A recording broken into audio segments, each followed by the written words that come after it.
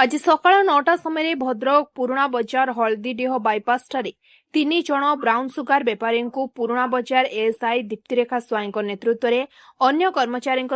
Day patrolling समय 2 जण महिला और जड़े पुरुष ड्रग्स माफिया माड़ी बसला। 2 जण स्वामी स्त्री थिबा बेले आउ जड़े महिला मध्य अछंती।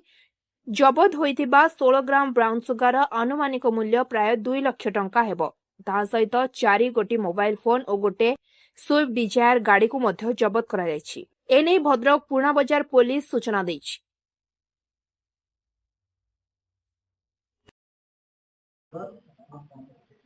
नहीं गतकाली आम पुराणा बजार थानार पेट्रोलिंग टीम दिन में पेट्रोलिंग करते समय एक खबर पाई एक कार रे किसी संदिग्ध व्यक्ति किसी ड्रग्स कारबार संपुक्त आसुचें तेणु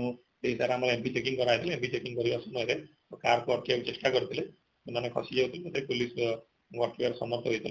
गाड़ी में 3 जन थे समुदाय आगे ड्राइवर थे पचर 2 जन महिला थे जो अटक पचरा उचरा कर पचरा समय एनडीपीएस एक्ट जहाँ प्रोविजन अच्छी हिसाब से सर्च एंड सीजर पाखु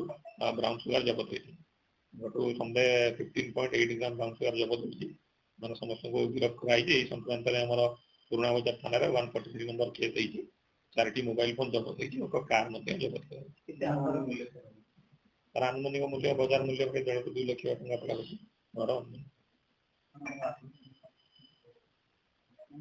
देखो तदंत बर्तमान प्राथमिक स्तर में अच्छी 2 जन जाक महिला हूँ खंडगिरी भुवनेश्वर अंचल तेणु अलग कौन केस संपृक्ति अच्छी कि कौन यहाँ बर्तमान तदंताधीन अच्छी। भद्रक अब्दुल फिरोज खान रिपोर्ट स्वतंत्र ओडिशा लाइव।